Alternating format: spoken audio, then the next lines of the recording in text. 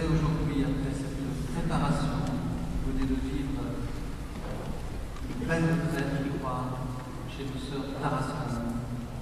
Et vous êtes prêts. Vous êtes prêts à vous engager au Seigneur. Voulez-vous, pour signifier le don de vous-même au Christ Seigneur, garder toujours cet engagement à cause du royaume des cieux en vous mettant au service de Dieu et de votre prochain? Oui, je le veux.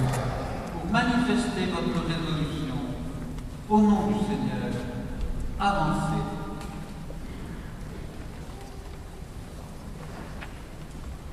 Avec l'aide du Seigneur Jésus-Christ, notre Dieu et notre Sauveur, nous choisissons notre frère Damien pour l'ordre des diacres.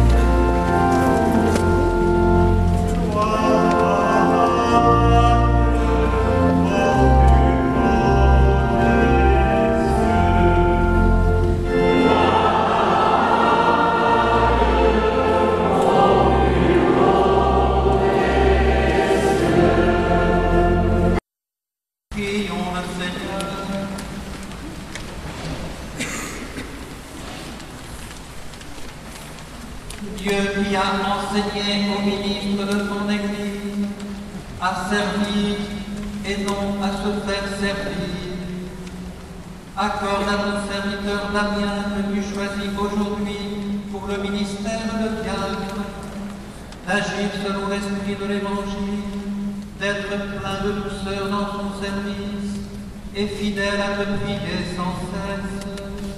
Par Jésus-Christ, ton Fils, notre Seigneur et notre Dieu, qui vit et règne avec toi et le Saint-Esprit, maintenant et pour les siècles des siècles.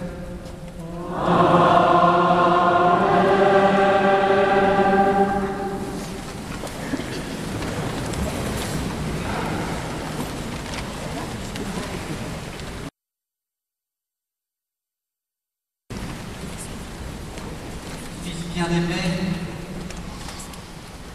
avant d'être ordonné diacre, il convient que vous déclariez devant l'Assemblée votre ferme intention de recevoir cette charge. Voulez-vous être consacré à la diaconie de l'Église par l'imposition de mes mains et le nom du Saint-Esprit? Oui, je le veux. Voulez-vous accomplir votre fonction de diacre avec charité et simplicité de cœur, pour aider l'évêque et ses prêtres et faire progresser le peuple chrétien? Oui, je le veux.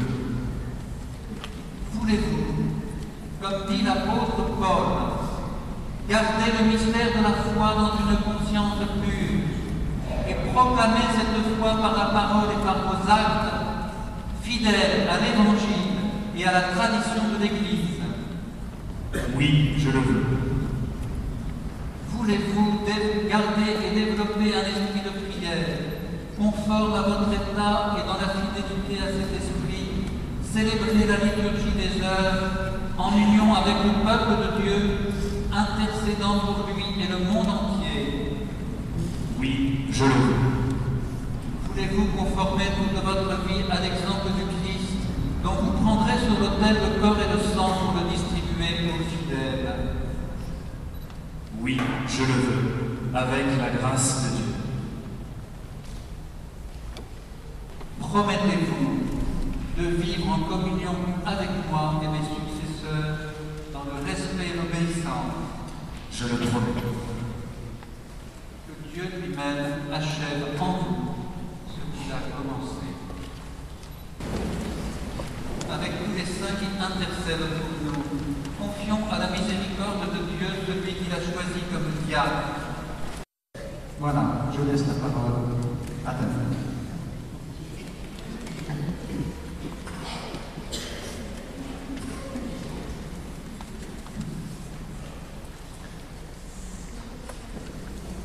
Peut-être imaginez-vous la joie qui est la mienne au moment où je vous parle.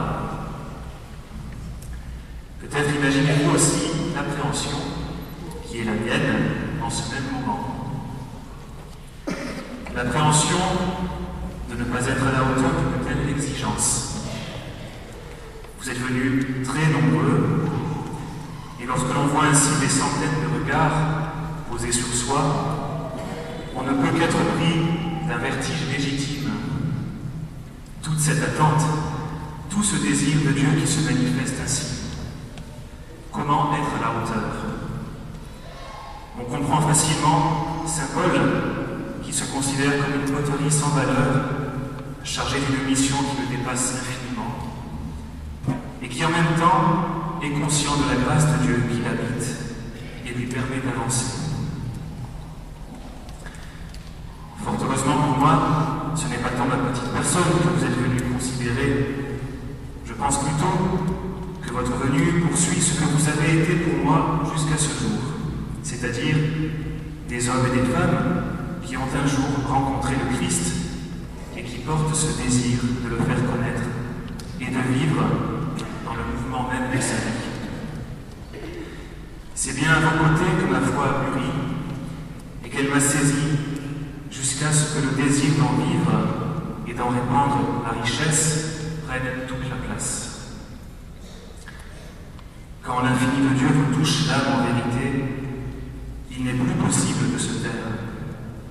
Il n'est plus possible de limiter en soi cette infinité.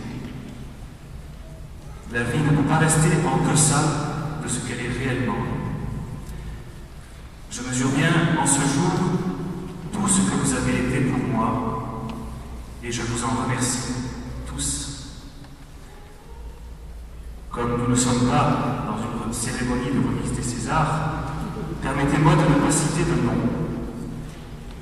Cela méritera ainsi de gêner éventuellement certaines personnes et surtout, ce qui serait peut-être encore plus probable, d'en oublier d'autres. Je vois bien le diacre et tout ministère ordonné agir comme le fait le printemps, avec délicatesse et respect.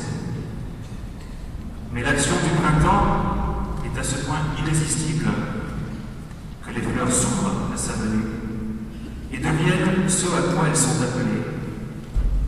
Et elles en sont heureuses et elles réjouissent le monde autour d'elles.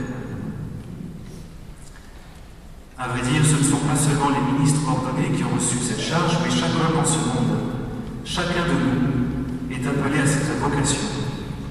Ne l'oublions pas. La vie a un sens, et ce sens est si sublime qu'il n'est pas possible de vivre comme si le monde était absurde. Il faut que ce message soit dit au grand jour, et que les cœurs y trouvent enfin le repos et la paix si souvent désirés en vain. Notre vocation à tous est trop grande pour demeurer dans l'ombre. Voilà, à mon sens, l'un des tout premiers services du diacre. Parler au nom du Seigneur et révéler la grandeur de l'homme sous le regard de Dieu. Je vous demande une chose, de m'aider à remplir fidèlement ma tâche par votre prière et votre amitié. Je vous assure déjà de ma prière et de mon attachement dans le Christ. Servir les hommes est certainement la plus grande des grâces, puisque par le don de nous-mêmes, c'est notre humanité qui fleurit pleinement sous le regard du Seigneur. Le parfum de la fleur ne se répand que si la fleur s'ouvre. Que nous puissions être les uns pour les autres ce qu'est le printemps pour la fleur, cette grâce impalpable qui révèle la vocation profonde de son existence et la force paisible qui fait mûrir le